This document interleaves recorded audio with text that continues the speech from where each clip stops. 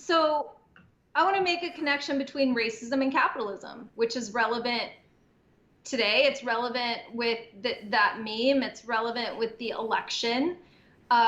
Some candidates on stage understand it better than others. Some don't understand it at all. Racism and dividing people has been used throughout history by capitalists. It is a way to divide the working class in saying these brown people or these Asian people or these whatever immigrants are not white. They don't really belong in the country. They are taking your jobs. Instead of putting the onus on the rulers and the ruling class and the ultra capitalists, the workers fight amongst themselves. Again, there are people in this race who understand that class consciousness and the connection between racism and capitalism, which took me a long time to understand. Like, it really did. And then there are people in this race who just don't have a clear analysis of that at all. And then there are people who are ultra capitalists, like using racism, like the Bloombergs, you know? So I think that is necessary to point out. Capitalism is exploitative. It also helps immensely to exploit others when they are seen as lesser. Yes, absolutely, Sir Dookie. But, and like we've talked about this whole concept of whiteness, right? So like whiteness, as James Baldwin called it, is a lie. Like it is something that was created by the people in power to say like, hey, again, anyway, we've talked about it, but I got a question yesterday from, do you want me to just get, I'm going on a riff. James, I can shut up at any point. Go for it. I can't wait. Next week you're going to drive one day. I'm excited for that. Well, go ahead.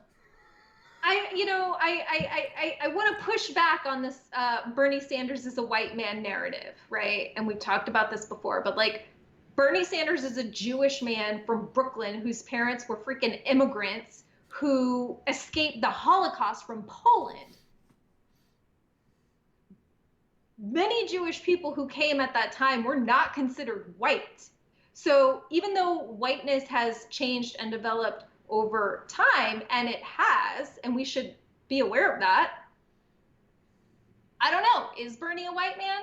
I see Bernie as a Jewish man whose parents escaped the Holocaust. They were immigrants. I think there is, this nation, the US, was founded, and this is written in the laws, who belonged here: white, male, Christian, not Jewish. I'm just saying. James, what do you think?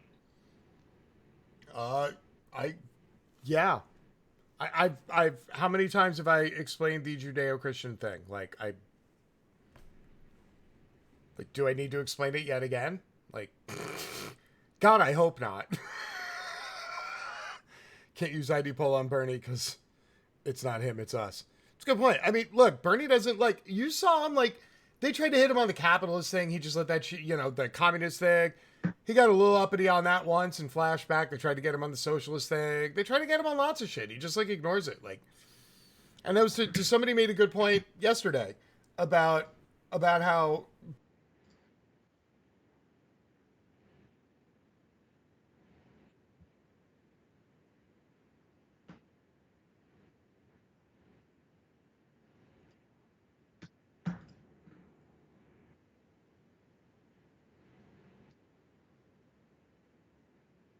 Oh, I think he might be muted again. I'm officially James, I don't mean to talk. I don't mean to talk or to talk over. It's just that, like, I'm trying to bring something to the table because, again, like, I realize this is hard to be on for 4 hours for, like, multiple days a week. So no, it's I find it very easy. It's just it's meme cycling. That's all. Like, so, like, and I have the screen sized, and so then, like, now I have videos. Never mind. It's a whole thing. Don't worry about it. James is no. James has a piece of shit Elgato Stream Deck that is a piece of shit. That's what's wrong. So, And Slayus, hey, Bernie Elgato, if is, you're quote, listening, Caucasian. How does faith or religion affect race? Lost on me. Because, as I said, who was and who was not considered white in this country has changed throughout history. And when the Jews were first coming here to escape the Holocaust, they were not considered white. Whiteness has changed in the United States. yeah. Yeah, all y'all who are freaking out about that statement right now are thinking of white as an actual color, the color white. We're not But talking about white. that's not what Whiteness, we're talking about. Whiteness has to do with the default state. Like, a lot of times when I talk to people, I explain to them that I'm default. Like, I don't do the cis het, blah, blah, blah, like any of that shit. I'm default. I'm male. I'm white. I'm, quote, Christian. Like, I am the default, and the default is white, and anything that falls outside of those parameters is not white. Just like when the Irish first came over in the late 1800s and the early 1900s, the Irish were not viewed as white. They were those mutt Irish people. And then the Italians came over, and the Italians were not viewed as white. They were called they were trash mongrels. And they came over and they refused to learn the language. And then what happens is after a few generations, the rest of whiteness says, okay, we'll now consider you to be a white American as well. Because we get more and more different minorities and larger bulks of them. And all of a sudden you don't want to hate the Italian guys because now they've been here 3 generations and their kids are dead fucking white and they speak English and they're totally American. So now Italians are considered white. That's basically the inclusionary process that's gone on through America's cultural evolution over 200 years. So yes, Jews, when they first came over in boats that we turned away and sent back to Europe and we gave them the fucking finger, yes, Jews were viewed through the same non-white lens that the Irish were viewed and that the Italians were viewed. So Rebecca's not talking about white as a color. She's talking about the class consciousness of white as the default state in America. Would that be correct? Appropriate, Rebecca? Absolutely. And there's a woman, Nandita Sharma, who I quote all the time. She's a sociologist. And I wrote an article with Nandita about No Borders, No Nations. And she says, which is very true, and she helped me understand this. So being white, essentially, or like whiteness, was an adjective for the ruling class. So like extending whiteness to Jewish people, to Irish people, to some parts of the working class was in response. It was basically the ruling class saying, oh, you're more like us, right? You're white, you're like us. These other people are not like us. They're not white, right? So like immigrants right now from Mexico or Central America, they're not white. But it actually, the first people who were targeted obviously were indigenous and Black people in the United States. The first immigration laws that were all racist, but targeted Asian people, specifically Chinese. Yeah, the Chinese Exclusion Act, which was in the late 1800s because they wanted to bring over Asians who understood explosives to help build the railroad through the final fucking phases. And out west, they had to blow holes through all the mountains. So they started bringing over Asian engineers and Asian laborers who understood explosives.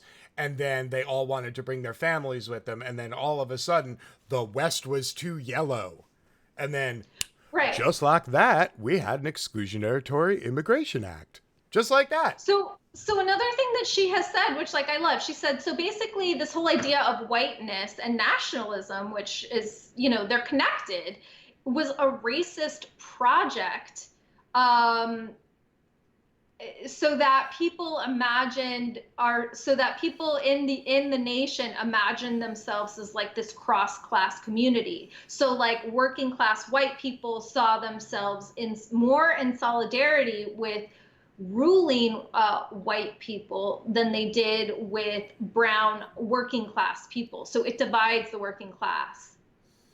Yeah, it's a racist project. And I see what people are saying. Like I catch y'all on this stuff. Like we're not And again, Douglas, you're right, because it's very contextual, and that's what we're discussing. We're not talking about, like, when you talk about the race wars and it's the white race versus other people, we're not even talking about that kind of whiteness. We're talking about whiteness as a form of class consciousness and a construct within class. Like, you can be a white person and still not be a part of white America because you're recently arrived or this and that. Like, you look at where I was in Queens, where I lived 5 years ago.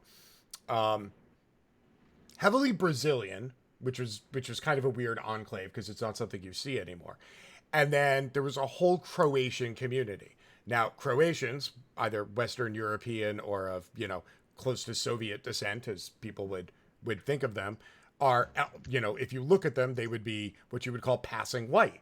They have passing whiteness. They're not overly dark. They're, like me, they're Mediterranean, seeming, slightly darker, usually darker hair, but they would be what you would call passing whiteness is what they have because they appear white or seem white.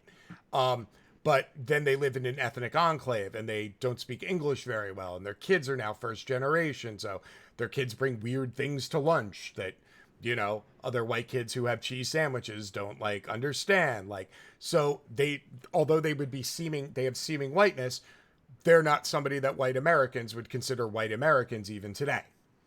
Now, their grandchildren, after being here for a couple of generations and being passingly white, would then be considered parts of white America because now their family has been speaking English for 2 generations and their kids don't bring funny smelling things to lunch anymore and they don't take off weird holidays that nobody's ever heard of before, like stuff like that.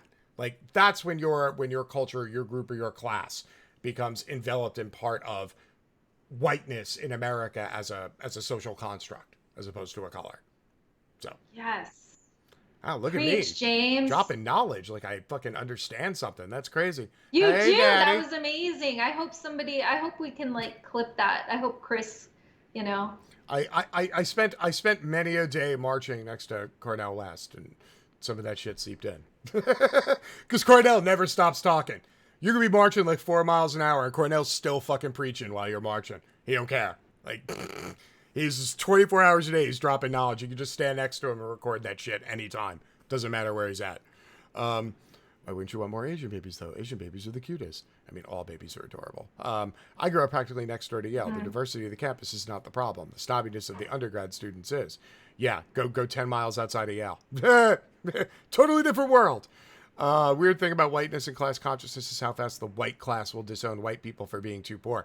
Well, of course, because that's the ultimate catch-all of having white as a class structure. Because that's the ultimate, is that you participate well enough in capitalism that you are not what the white people would call white trash. Because again, even if you're white and you have whiteness and you have passing whiteness and your family and your culture is 100% white American, if you don't capitalism well, yes, then white America will call you white trash and consider you an outlier of whiteness. Yes, thank you. Very good point. Yeah. Right. Yeah, see, Curvy Gamer Wife, we were going to get back around to it. We just had to go the full circle. That's all. So important, and again ties into the election cycle that we're in, right? You have a white nationalist in power with like fascist tendencies pushing this hateful, xenophobic rhetoric. He ran his campaign on a wall, and now all of the GOP folks are echoing this like seriously divisive, racist language. At the same time, you have a socialist or somebody, who's being called a socialist running on a platform with clear class-conscious ideas and ideologies of social programs that will help the working class and help poor people. And oddly, he's being considered an old white man. It's just a whole mind fuck of people who don't understand class consciousness, race, how racism is, like you said, and whiteness, like you said, James, is a social construct by the ruling class to divide the working class.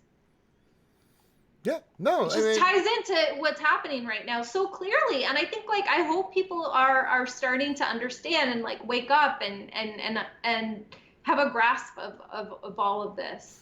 Yeah. So real quick, so Hackstock says, sounds like me. My great grandparents came from Czechoslovakia, and now after 3 generations, I'm as white as they come. Yes, you are part of white America. Like my grandparents, one set of my grandparents came here from Greece. The other set of my grandparents came here from Italy. My Italian grandparents literally never learned English. Lived in ethnic enclave the whole time they were here. That was literally called the Orchard in our part of town, because it was the part of town where all the Italian people lived, and they had chickens and grew grapes and shit and tomatoes in their backyard, because none of the women drove and nobody spoke English and they barely even went to the grocery store. Yeah, so those are my grandparents. So their kids were still very much not Americanized, as opposed to my other set of grandparents who were Greek, came over, learned English, got jobs in New York City, working in like offices and stuff. My grandmother was a secretary. And, within a generation, their kids were considered white Americans. Whereas the Italian side of my family are just now being considered white Americans. And it all has to do with, how quickly you fall into you fall into the categorization. Are you white enough? Do you purportedly espouse white American ideals? Do you participate well in capitalism? This is all part and parcel. And again, because it's capitalism, it comes down to class.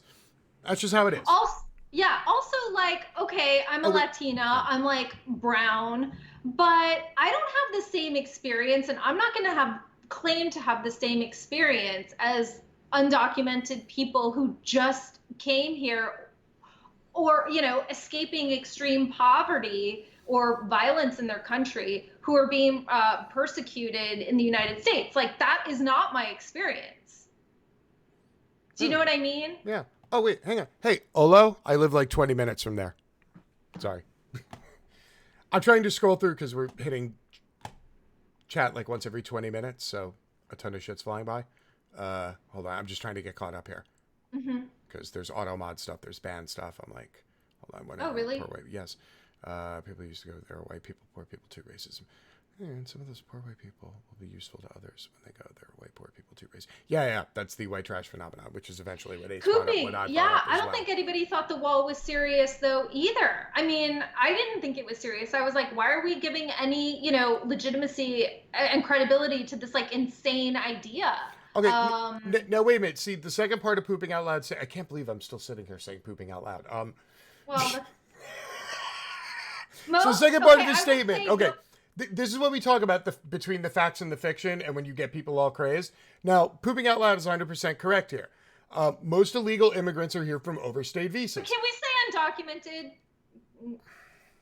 No human being is illegal. I just want to say. Sorry, I was reading it off the screen. I know I'm not saying you, James. I'm just saying if this is clipped or whatever. Sorry. Just keep going. Just go. Go. I lost my train. Just go. I lost my train of thought. Just go. I'm trying to get caught up on all this. What they're saying is true, which is true. Is overstayed visas. Yes. Yeah. So the reason why, even though it's a fact and it's easy to look up, why don't people believe it? And why do people buy into we need a wall because of the hordes of brown people? Because of the hordes of brown people it sells more fear than Russian people coming over, overstaying their welcome, and then having babies at Mar-a-Lago. That's why, because it's fear and consumption, and the media is based on fear and consumption.